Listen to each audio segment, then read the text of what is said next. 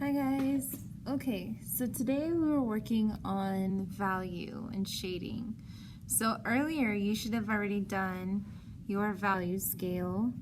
If you're using your sketchbook, I haven't done the value scale just yet, but I would recommend just using the same paper for this, so that way we're not wasting paper.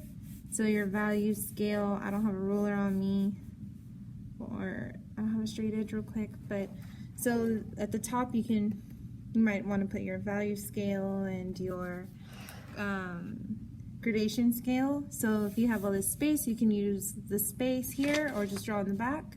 We're going to be doing the same object today to work with value and shading. Now, first thing I want to talk about is how you hold the pencil. So when you guys draw, don't draw the way you would write. I think I mentioned that in my last video. Try to hold the pencil towards the middle with 2 fingers and your thumb loosely, almost like you can move it around. You can draw straight lines, curved lines. It can move around like a compass almost. Okay, very fluid. You can move your wrist around. So we've already talked about line variation. So I'm going to kind of just skip over line and jump into shading. Now you can shade one or two ways. We are going to go over some like shading techniques like hatching, cross hatching, stippling, blur, and things like that. But today I just want to show you 2 different ways you could possibly shade. You can shade either with line. That means you're actually drawing strokes and little lines to fill in the value. And this would be hatching. We're going to talk more about this when we get into those techniques. And another way would be that's if I hold the pencil the way I just showed you. Now we can also take the pencil and hold it in our palm, and that means our 2 fingers are flipped on top and our thumb is guiding in the center, and like this. And you can actually shade with the side of the pencil. So this motion, I probably would drag it back and forward, and then I would build it up. The more pressure you apply, the darker the value, okay? The lighter your hand, the lighter the value, okay?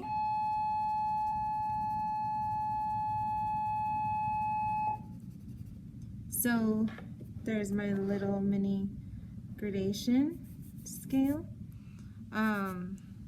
So that's just one way you can shade. Now we are not going to blend today. We are just going to use shading.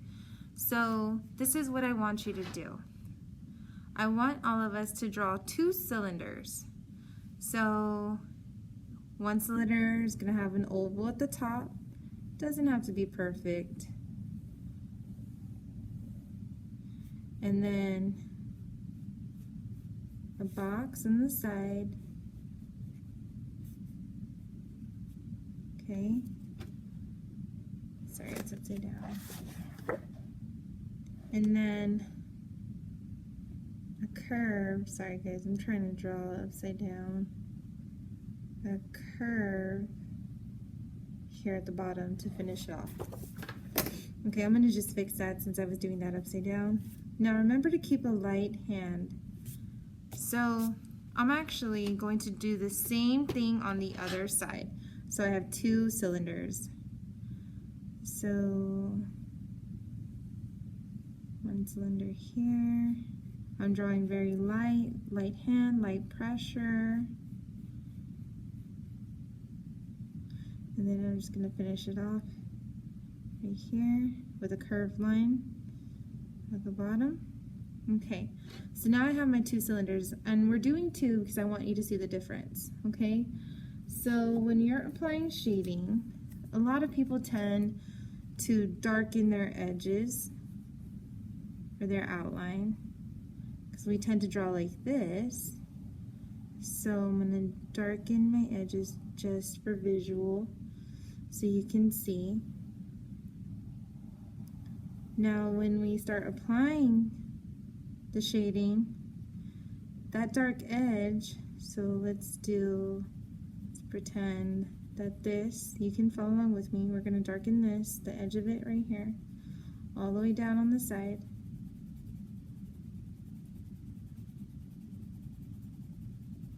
We're applying the shading all the way down. Let's even do some right here. Okay, over here. And then let's pretend that we can see inside the cup here. Apply some shading there. Okay, so that is very difficult to make it look three-dimensional because our outline is so dark. So a way to fix that, or a way to add to that, would be to try, if we darken the edges like that, we could actually go in and really get rid of that edge by darkening our value. So, just gonna erase off to the side. So I'm gonna add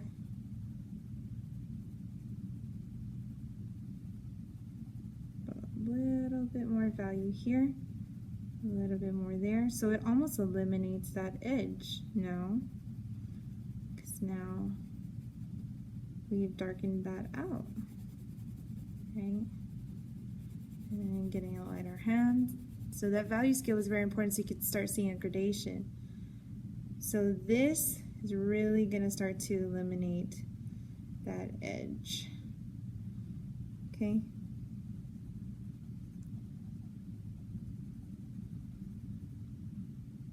So I'm pulling that edge in so that way I can get rid of that harsh outline. However, we still can see it on the opposite ends. So this is where we're going to move on to this one. So here we're going to leave our outline very light. I like to lighten it up a little bit more by erasing it out just a little. I could still see the outline of my cylinder, but I'm just going to erase some of these lines out to lighten it up. And I'm going to do the same thing, so now it looks like this. And I'm going to do the same thing on this side. So I'm going to really start to add heavy pressure to darken my edge. Okay.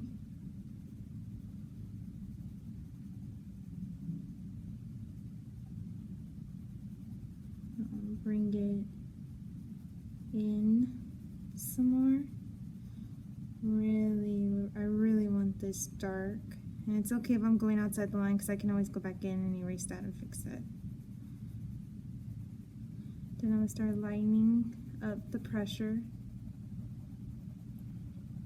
That gradation will help too, guys, through drawing. So I'm having a lighter hand, lighter steady hand. I'm going to do the same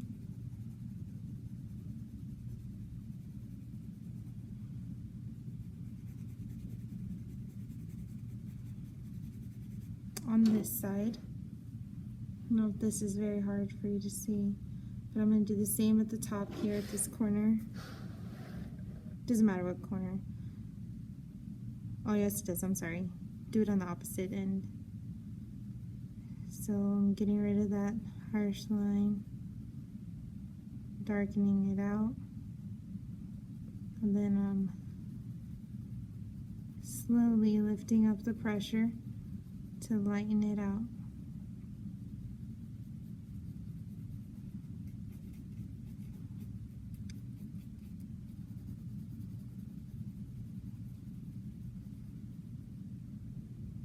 Okay, then I'll go in here, add some, just a tad bit of shading that way. And then, after we've done this, to this one, I can go back in and finally fix my edges with my eraser just to eliminate some of that. I'm adding a little to it. I'm so sorry that the angle is really hard to see. So we're working on this one right now. So I'm also going to get rid of this edge by shading on the outside. I'm going to get rid of this edge now, but instead of shading on the inside, I'm going to shade on the outer portion of it. So you're going to see me working on that on this side. So here is where, let's see, here's where I'm going to eliminate that line by bringing some of this out.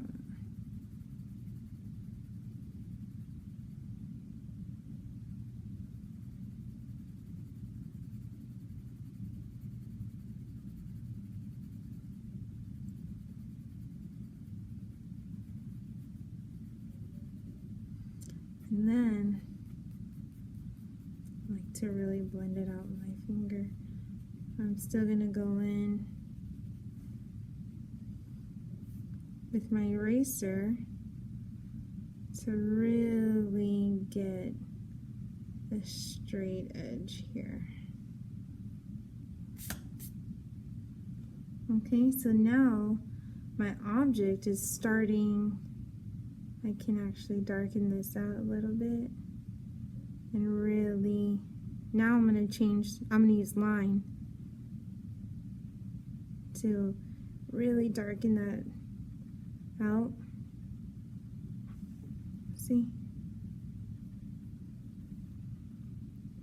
To really bring, I'm going to use a thin line and then heavy pressure to really, sorry guys, it's hard for me to draw this way. I'm just gonna fish off. To really get rid of that edge. It's shading, and then it's almost gonna appear three-dimensional. Then to flatten out the surface. Then once we get into blending, we're able to go in with our finger to blend it out. But I just wanted y'all to see, and then I'll start teaching you guys how to use the eraser. I'm just going to clean up some of these edges. And there you go. Now we have a more three-dimensional sphere versus